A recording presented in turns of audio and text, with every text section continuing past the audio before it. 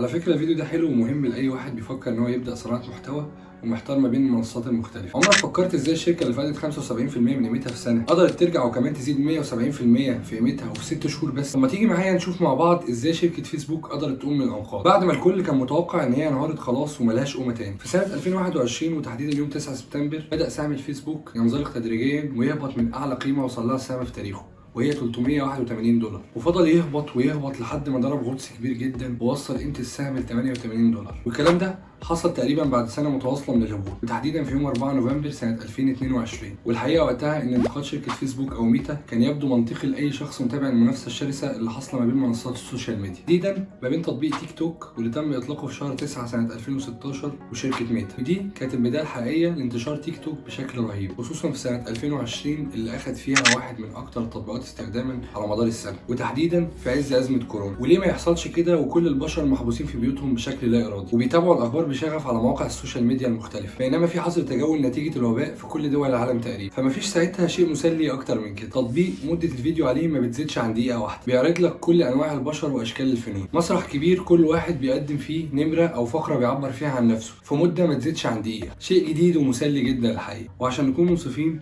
فكل منصات السوشيال ميديا حصل لها طفره كبيره جدا في سنه 2020 و2021 بسبب الاقبال الشديد عليها، وكان السباق وقتها على اخره ما بين منصه فيسبوك وتطبيق التيك توك. ولكن هنا شركه فيسبوك فتحت على نفسها اكتر من جبهه الحقيقه. اول حاجه ومع تنامي شعبيه الفيديوهات القصيره دخلت شركه فيسبوك ميزه الريلز عندها، وتحديدا في شهر 8 سنه 2020، وحاولت انها ترجع نفسها للسبق تاني مع الميزه الجديده. وبالفعل الميزه حققت شعبيه كبيره جدا، ولكن كانت سلاح ذو حدين. الاقبال الشديد عليها اضعف القوى الاعلانيه لمنصه فيسبوك. طب ازاي وعدد المستخدمين عليها زاد بشكل غير مسبوق؟ الحقيقه ان مستر ريلز اخذت حصه كبيره جدا من الواتش تايم بورشن او حصه وقت المشاهده اللي بتاخدها الفيديوهات الطويله في الهوم فيد الاساسي لمنصه فيسبوك، وبالتالي وقت المشاهده قل بشكل كبير جدا على الصفحه الاساسيه اللي موجوده عند كل مستخدم في الفيسبوك. وده ضرب السياسه الاعلانيه لفيسبوك ضربه قويه جدا، ومع كل زياده في مشاهدات الريلز كانت فيسبوك بتخسر اكتر. والكلام ده كان بيحصل طول ما هي مش قادره تحقق سياسه او ميزه اعلانيه تستفيد بيها من الخاصيه الجديده دي. تاني حاجه وهو تغيير اسم الشركه الى ميتا، واعلان ضخ استثمارات بقيمه 10 مليار دولار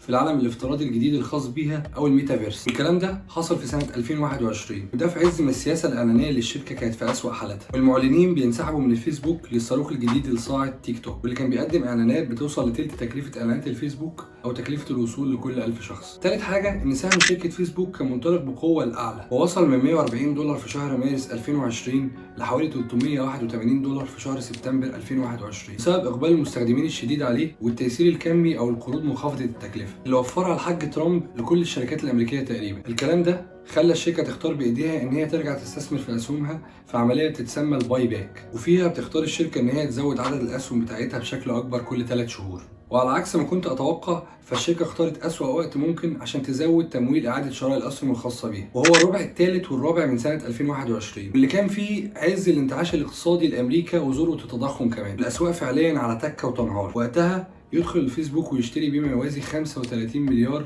الاسهم الخاصه بشركته ميتا. يعني في عز ما الناس بتبيع الشركه بتشتري، وفي دماغها فكره واحده بس، ان دوره الصعود والانتعاش لسه مكمله. قرار نقدر نقول عليه ان هو في منتهى الغباء والطمع. نقول كفايه لحد هنا؟ لا طبعا. فيسبوك فضلت تهبط تهبط تهبط نتيجه الغباء المتواصل للشركه لحد ما بدات تفوق من تاني. والحقيقه صحوه الشركه وقتها كانت شيء حتمي، لان الشيله كبيره جدا ولازم المسار يتعدل. وعشان نبقى منصفين المنصة الهلامية دي واللي بدأت سنة 2005 كمنصة للتعارف ما بين طلبة جامعة هارفارد تحولت لثامن أكبر شركة في الاقتصاد الأمريكي بقيمة سوقية تتعدى 600 مليار دولار. كيان رهيب بيمتلك 3 مليار مستخدم شهريا، صعب إن هو يقع بسهولة وكمان مفيش بديل واضح ليه. بس قبل ما نقول الفيسبوك حل مشاكله إزاي، تعالى نرجع لتيك توك وشركة بايت دانس المالكة ليه ونشوف وضعها كان إيه في الناحية التانية من المنافسة. القيمة السوقية لشركة بايت دانس في بدايتها سنة 2017 كانت حوالي 20 مليار دولار، ثم وصلت ل 75 مليار دولار في سنة 2018، ثم اتطورت بشكل مرعب في سنة 2020 عشان توصل قيمتها السوقية ل 140 مليار دولار، وبعدها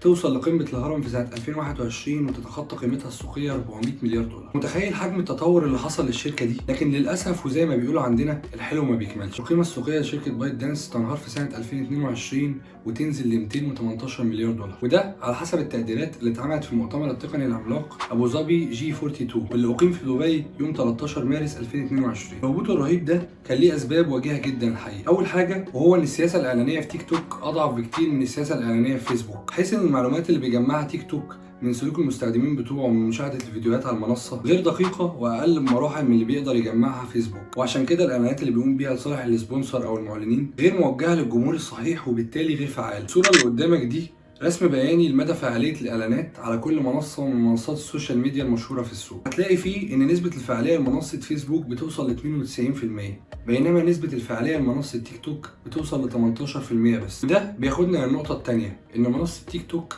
مش قادرة توفر طريقة دخل واضحة لصناع المحتوى عليه، ما عدا الهدايا او الدعم اللي ممكن تاخده لو عملت لايف او بث حي على المنصه. يعني لازم شخص تاني يدفع من جيبه عشان خاطر حضرتك تكسب. لو عجبه شغل القرود وكبس اللي بتشوفه في معظم اللايفات بتاعت المنصه، تجربه سخيفه جدا وفي الاغلب هتنتهي اما الناس تزهق منها مع الوقت وتشوف حاجه مسليه اكتر منها. وبرده تقدر تبص لها من جانب تاني، دي عوائد شركه بايت دانس من سنه 2018 لحد سنه 2022، وتقدر تقول فعليا ان في زياده في الارباح لحد دلوقتي، لكن معدل الزياده في الارباح بيتباطأ بشكل كبير جدا. المستفز في الموضوع ان 8% من ارباح شركه بايت دانس ككل جاي من موضوع اللايف والبرودكاستنج، واللي هي حوالي 5 مليار دولار في السنه. يعني جزء محترم من مكاسب الشركه جاي من العبط اللي بنشوفه في اللايفات ده، اللي تغلب بيه العب بيه، بس حاجه تغيظ اما نرخص نفسنا كده. وكبسوا يا جماعه بعد اذنكم. ده كله يوصلنا لنتيجه واحده، ان هيكل الموضوع مش مظبوط، وان الشركه مش هتقدر تحقق ميزه تحقيق الدخل لصناع المحتوى اللي بدأوا عليها، لان هي اصلا مش قادره توفر معلنين كفايه، لان سياستها الاعلانيه مش قويه جدا زي الفيسبوك، ولازم تلاقي حل للموضوع ده. بس هي اصلا لو وفرت الميزه دي، معدل اللايفات اللي بيتعمل عليها هيقل، ده هيتسبب في خساره مصدر دخل اساسي للشركه. ده مش معناه ان الشركه هتنهار، لكن لازم تعيد حساباتها كويس جدا. ثالث حاجه والاخيره عشان موضوع كبير وممكن يطول، المنصه بتواجه خطر الحظر في الولايات المتحده الامريكيه، اللي يعتبر فعليا اكبر سوق للمعلنين او السبونسرز، وده نتيجه مخاوف امنيه من تجميع بيانات المستخدمين الامريكيين واستخدامها سياسيا لصالح الصين. اتهامات وقضايا رهيبه ملهاش حصر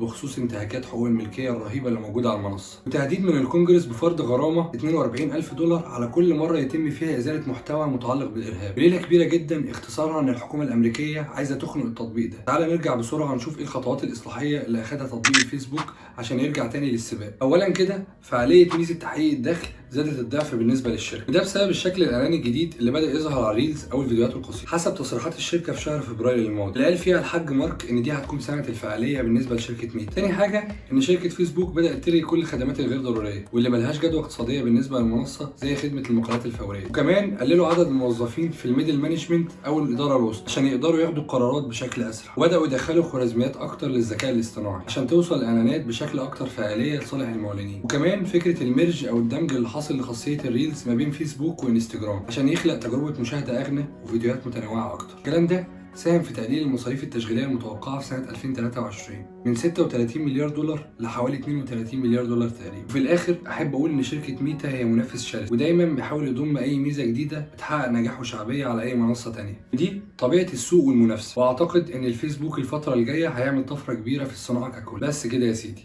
لو عجبك الفيديو اتمنى تدعمني بمتابعه ولايك وشير، وشكرا لكم. سلام.